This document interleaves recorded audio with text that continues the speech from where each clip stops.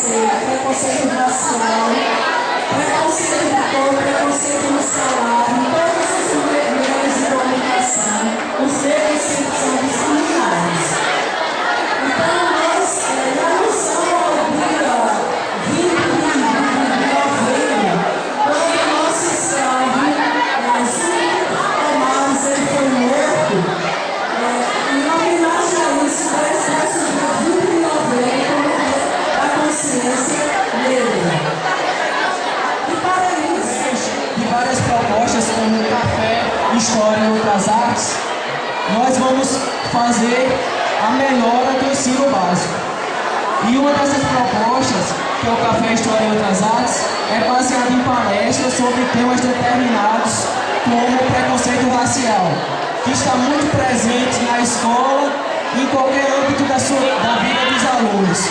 Então, em realização do Dia da Consciência Negra, nós fizemos essa ligação e resolvemos falar sobre preconceito nesta data, que é o dia 20 de novembro, que é o dia da morte do Zumbi, que foi um grande defensor da cultura negra, como a professora enfatizou, em realização da sua luta no quilombo dos Palmares pela escravidão, luta contra a escravidão.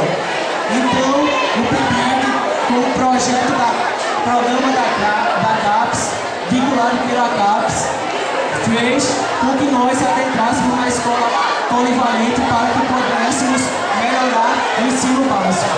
E esse é o projeto do PIBID, fazer com que professores, nós como futuros professores, possamos, além de nos melhorarmos,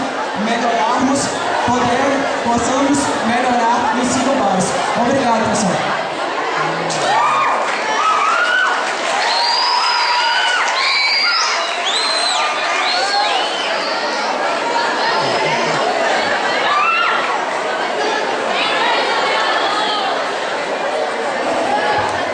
Bom, pessoal, bom dia a todos. Alguns aqui já me conhecem, eu me chamo Yara, sou uma das integrantes do projeto PIBID, que tem por intuito trazer uma inovação para a escola, trazer uma vontade a mais de estudar história. E, para quem não sabe, a sigla quer dizer Projeto Institucional de Bolsa de Iniciação à Docência.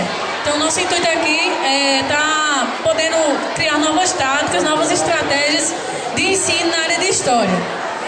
Nós trouxemos aqui alguns grupos culturais, como aqui Grupo de Coco, Capoeira, Maculelê, que os meninos vão aqui falar do que se trata, vão falar qual o intuito deles nessa palestra. E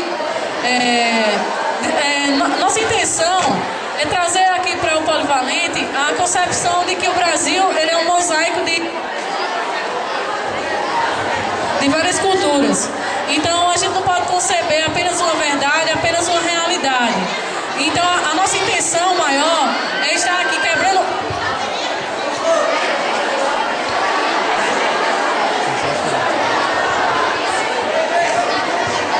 A nossa intenção é quebrar com o preconceito que tem em torno da questão afro-brasileira, visto que o Brasil ele não é um país de uma cultura pura, mas um país de culturas diversificadas, de uma grande multiplicidade, do verdadeiro multiculturismo. Vou passar aqui a palavra para Samarone, que é um dos integrantes do grupo Tirinete do Coco, considerado uma das revelações da música campinense na área alternativa, e ele vai dar uma pincelada a respeito do que se trata o seu grupo e do que se trata as apresentações que virão. Bom dia, galera. Então, quero saudar vocês, né, o corpo de alunos, os professores também aqui da escola. Então, eu faço do grupo Tirinete, né, que é um grupo de coco aqui de Campina. E a gente está na busca desse resgate da música paraibana, da importância do coco, da música de Jackson do Pandeiro, de Peru de Campina, do Caiano dos Crioulos, da comunidade quilombola, do município de Alagoa Grande. Então a gente está em busca desse resgate. E outra coisa, assim, falando sobre o coco também, o coco é uma brincadeira, é uma dança afro, é uma dança feita nos territórios onde se pratica a agricultura também. Então o coco é muito diversificado, né? Em Campina, em Pernambuco, Recife, Olinda, é uma cultura muito difundida. Então é uma brincadeira de pergunta e resposta. Então vocês têm que interagir junto com a gente também. Vocês têm que entrar na dança, bater na palma de mão, responder. O ritmo é legal. Quando a gente estiver fazendo aí, a gente vai chamar vocês e a gente precisa da participação de vocês, beleza? Valeu! Olha, hoje, Dia Nacional da Consciência Negra, a gente homenageia um herói negro. Diferente, não é verdade? Nós estamos muito habituados a assistir filmes, ver novelas, ler revistas, ver comerciais, cujos heróis são brancos. É bastante interessante, se você enxergar as novelas, os filmes que você assistiu, se não for novela de época, se não for filme épico, o herói então, sempre... A gente já começa contrariando um padrão que existe de que todo herói tem que ser branco. Não é verdade? Isso é importante demais para o nosso país, uma vez que significa uma mudança de mentalidade de como o povo brasileiro deve se enxergar. Vou fazer uma experiência rápida aqui. Eu vou pedir que vocês pensem em um alemão, ou no povo alemão. Pensaram? Bacana, né? Alto, loiro, forte, bonito, pouquíssimo parecido comigo, verdade? Mas tem. Pensa em um chinês. Pensou? Baixinho, olhinho rasgado, cabelinho escorrido. Pensa em um japonês, igual o chinês, um pouquinho parecido, né? Agora pensa em um brasileiro. Olha para o teu lado aí, olha para o teu colega, olha para o teu colega. Não é? Verdade? Não há um padrão de homem, não há um padrão de homem ou de mulher brasileira. Porque o povo brasileiro, ele é multiétnico, ele é multirracial. O que é então preconceito? A professora de português que está aqui pode me ajudar. E nós vamos entender que o prefixo preconceito é uma definição que você estabelece, é um conceito que você estabelece mesmo antes de conhecer alguma coisa. Preconceito. A maioria dos preconceitos, eles são fundamentados, sabe em quê? Em nada. Vejam só, todo alemão é arrogante, todo inglês é frio. Ah, esse povo lá do sul, ô povo chato. Eu te pergunto, qual é a fundamentação científica que a gente tem para dizer isso? Nenhuma. Talvez alguns aqui presentes tenham cruzado com alguns professores que estão aqui, que não são seus professores, aí quando passa no corredor, eita, essa mulher deve ser muito braba, né? Olha o jeito dela, esse professor deve ser um saco. É um preconceito baseado em quê? Em nada. Você faz uma avaliação do indivíduo sem qualquer tipo de fundamentação. Ou seja, nós temos que conhecer, nós temos que saber, nós temos que analisar e estudar para estabelecer um conceito. Aqueles que estudaram com o mesmo professor ou professora que achavam que era chato ou chata, devem ter achado esse professor, essa professora, maravilhoso ou maravilhosa. Porque o conceito inicial foi fundamentado em nada. É um pré-conceito, você não conhece.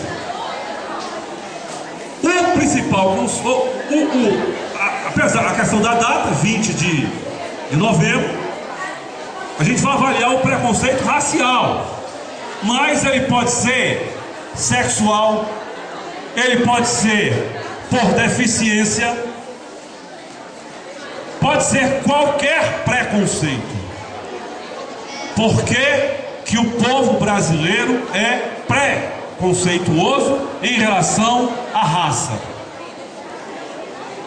Da onde é que vem esse preconceito? Por que o povo brasileiro é preconceituoso? Seguramente todos sabem aqui, eu vou perguntar por uma questão de educação, que o povo brasileiro foi colonizado pelo povo português. O povo português é branco, correto? É branco.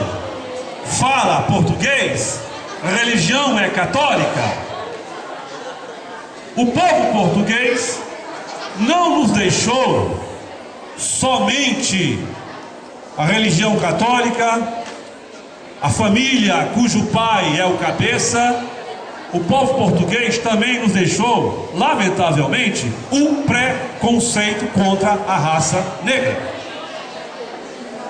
Vejam só, vejam bem,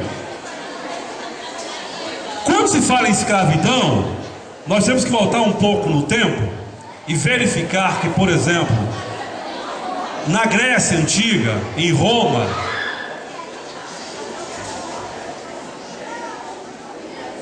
descontem esse tempo dos meus 20 minutos, por favor, viu? A escravidão, ela era legalizada. Do mesmo jeito que há hoje no Brasil uma legislação para o trabalhador que tem carteira assinada, havia uma legislação que garantia a escravidão. Então, escravizar pessoas durante muito tempo foi alguma coisa garantida pelo Estado. No Brasil, em especial, a escravidão, ela foi feita inicialmente contra os índios foram os primeiros escravos, e posteriormente foram os africanos trazidos para o Brasil como mercadoria. De lá para cá, é importante que a gente entenda como é que o preconceito, ora, por que o negro deve ser escravizado? Por que não trazer um outro povo? Nesse inteirinho, começam a surgir as teorias que estão muitas vezes, que estavam nos livros, que estavam nas igrejas, por exemplo, estabelecendo que era legal escravizar negros. Começam então as teorias, começam as leis, começam todas as argumentações que justificam que o negro é inferior e, portanto, ele deve ser escravizado. E isso passa a ser do senso comum. E as pessoas passam a aceitar isso como uma causa natural e até algo determinado por Deus. Uma das últimas discussões que eu li era dentro das igrejas, na época a igreja romana, que discutia, olha, se os negros tiverem alma, eles são seres humanos, poderão ser escravizados. Se não tiverem alma, são animais, portanto justifica a escravidão. Como é que eu posso questionar se um ser humano tem ou não alma? Mas como a igreja tinha um poder muito grande, essa ideia prevaleceu.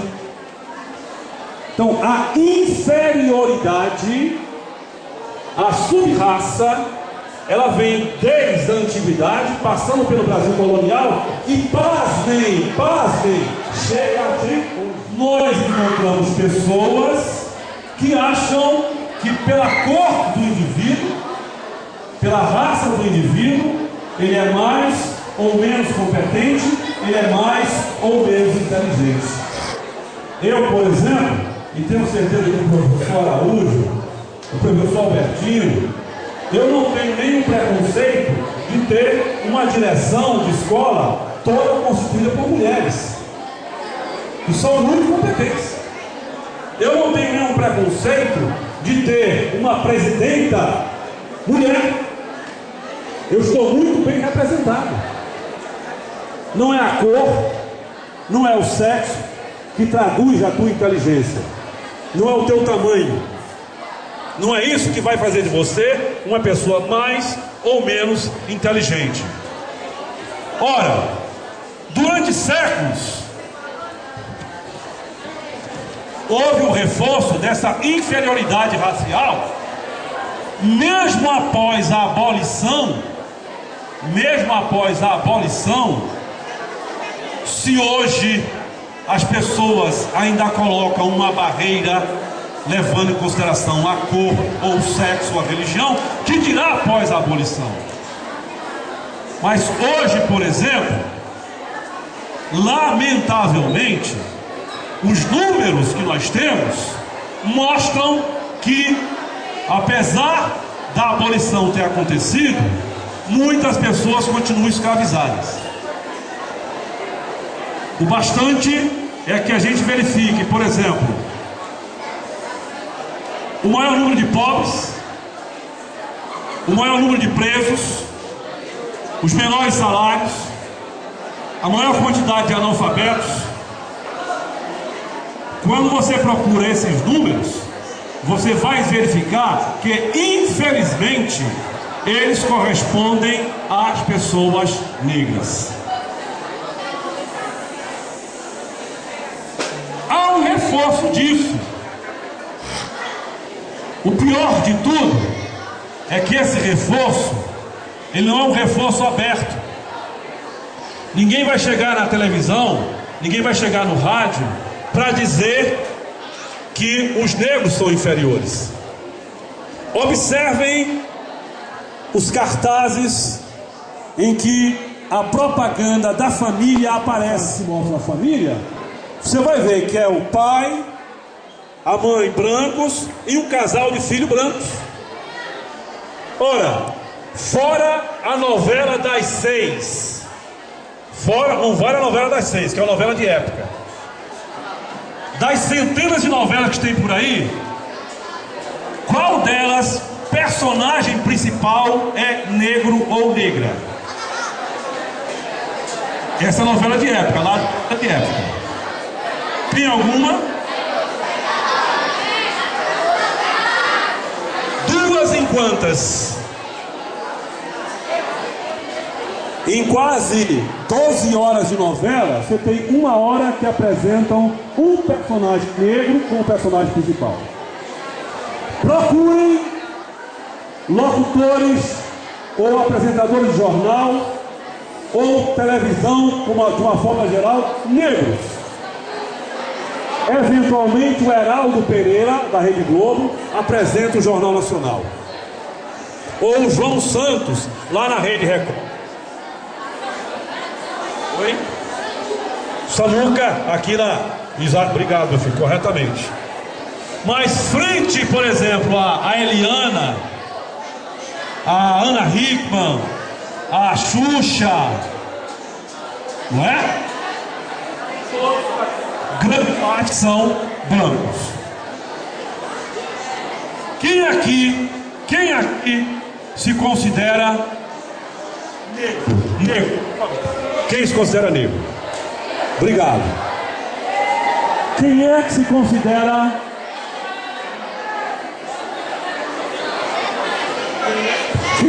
considera pardo ou moreno, por favor? Pardo ou moreno?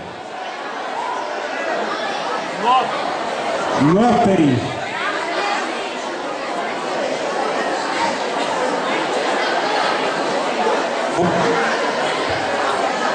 Prontinho?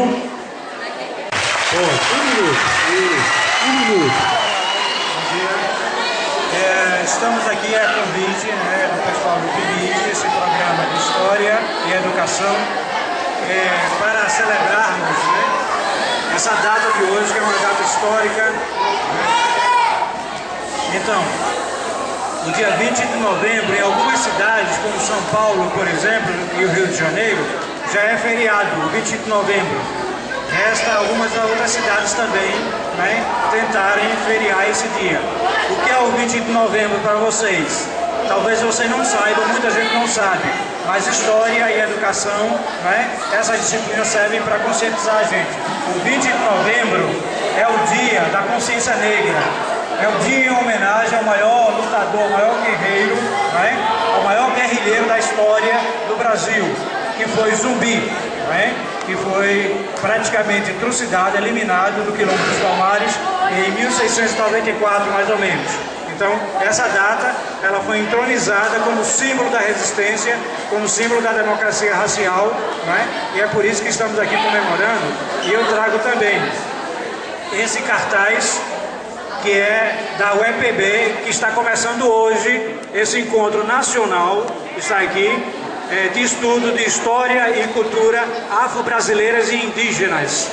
Então, a universidade também está comemorando com esse encontro de 3 dias, trazendo gente de todo o país para conversar, explicar, debater. E a abertura vai ser hoje à noite com o arcebispo Dom José Maria Pires, que ele se considera o primeiro bispo negro do Brasil. Né? Isso é muito importante. Ele já está aposentado, ele vem de Minas Gerais abrir esse nosso encontro.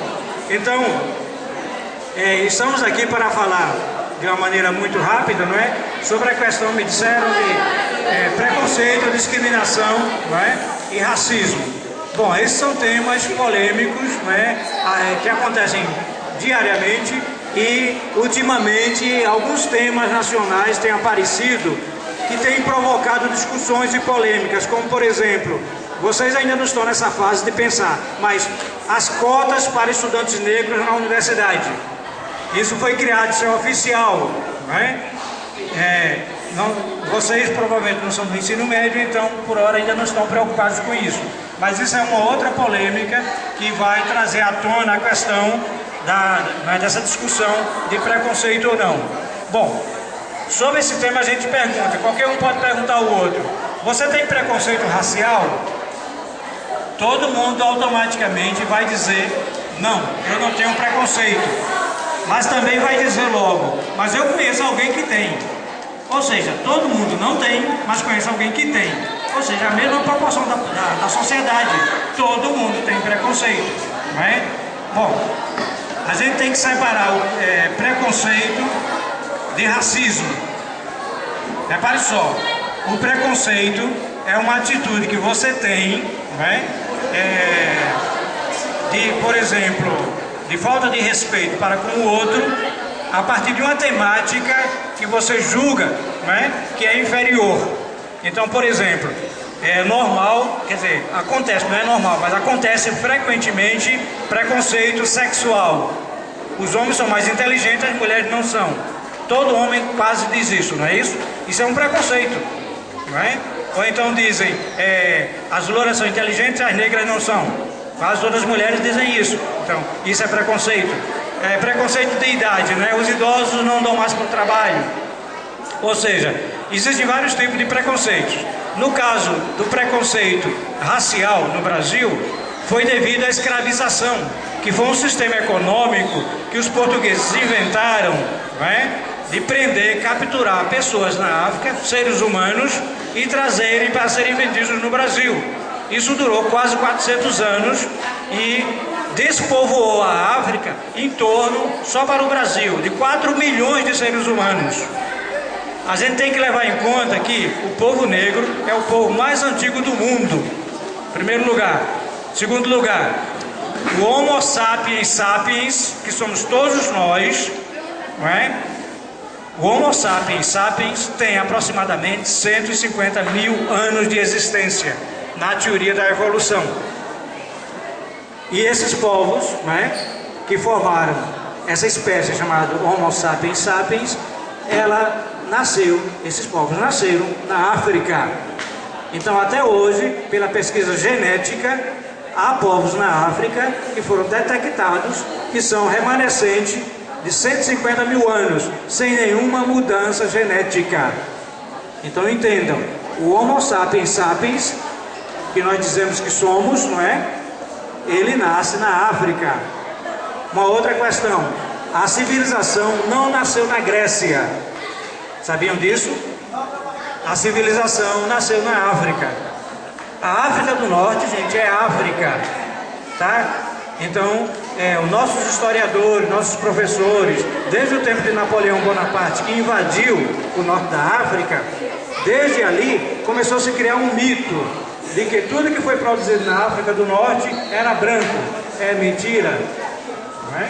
Pertence aos povos locais, autóctones e também aos negros, porque há muita dinastia negra no Egito. Basta olhar a esfinge, né? As várias imagens, as várias estatuetas e estátuas dos faraós. Houve várias dinastias sudanesas e o Sudão é inteiramente negro, tanto que a palavra africana Sudã significa negro, tá? Então, houve dinastias faraônicas negras. Então, entenda-se, os gregos foram à África e aprenderam geometria, matemática, astronomia, no caso da astrologia, né? Aprenderam e levaram para a Grécia. Como nós temos uma cultura toda europeia, achamos que a Grécia é a mãe da civilização. Não é, é a África do Norte. Aí você pode dizer também, mas só a África do Norte, a África do Sul não tem, a África do Central não tem. Tem. Foram encontradas ruínas num país hoje chamado Zambésia. Essas ruínas têm mais de 8.000 anos, são verdadeiras obras de engenharia, colunas de quase 10 metros de largura por 10 metros de altura, toda feita em pedra sem cimento, gente. Isso é preciso ter alto conhecimento de engenharia para fazer isso. Paredões enormes de 60 metros de extensão, de largura de 10 metros com fortificação, também foi encontrado no Zambésia. E Zambésia fica quase na África do Sul, ou parcialmente na África do Sul. Então entendam, primeiro, a origem da humanidade é na África.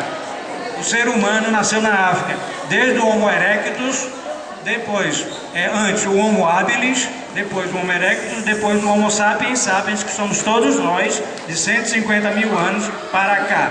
Então entenda-se isso. Primeiro, a origem. Segundo, a civilização. O povo mais antigo do mundo, o povo mais antigo do mundo gerou a primeira civilização. E o retrato dessa civilização, em termos de pedra e cal, podemos dizer assim, está no Egito, está no Zimbábue, Zambésia, outro mais Zimbábue, desculpem, está atualizando. Então se entenda, como é que nós procedemos então com a falta de respeito, não é, para os nossos ancestrais? Primeira questão também, todos nós brasileiros temos ancestrais africanos. Não sei se sabiam disso, não é? Porque lembrem-se, foram 4 milhões de africanos que foram trazidos para o Brasil. Eles não vieram, eles foram trazidos, sequestrados, presos, amarrados, torturados, para trabalhar de graça para os portugueses e depois para os brasileiros brancos. Essa é uma realidade que a gente tem que mostrar, não é? Então não há ressentimento, o que há é uma consciência dos movimentos negros, não é? Para recuperar todos esses 400 anos quase de escravização do ser humano.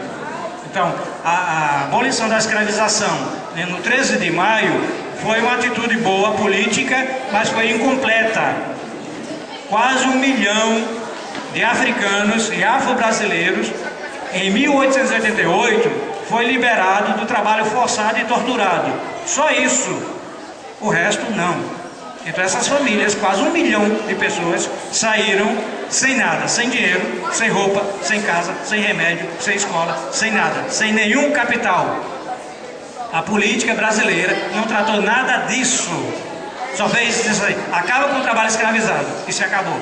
E o resto? E terra para trabalhar, e emprego para trabalhar, e casa para morar, e comida para comer, e dinheiro para ganhar. Nada, nada, nada. Então é por isso que o movimento negro defende hoje, no Dia da Consciência Negra principalmente, a questão das cotas. Tem que haver uma cota para que esse povo negro que saiu sem nada, com a mão na frente e outra atrás, né, em 1888, e lembre-se, gente, não é longe não, só 3 ou 4 gerações. Eu tenho uma aluna que está pesquisando, entrevistando uma senhora de 96 anos, que o pai dela foi escravo. 96 anos. O pai dela foi escravo.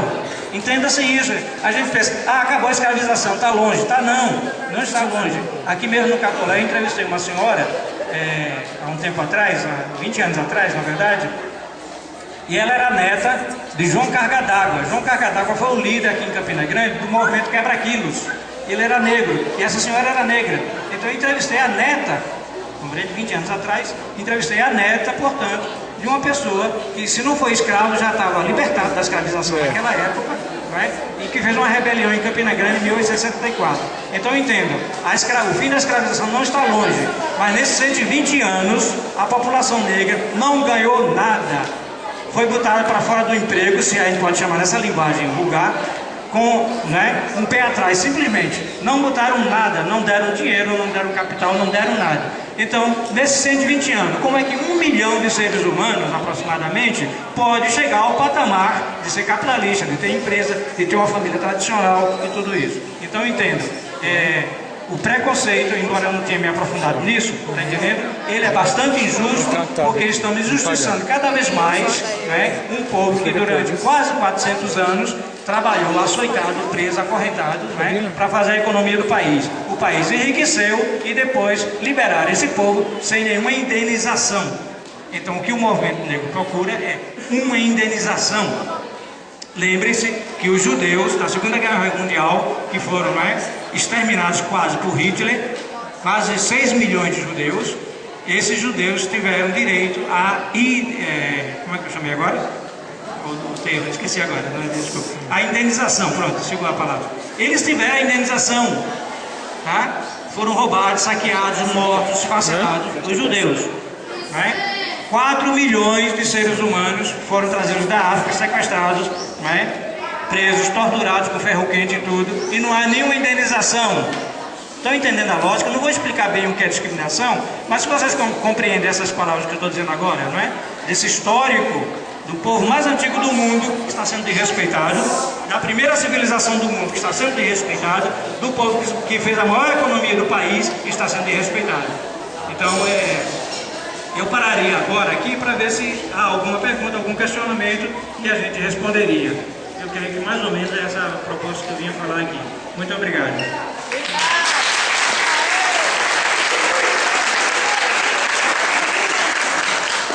Nossos agradecimentos ao professor Camilo pela palestra, professor da UEPB,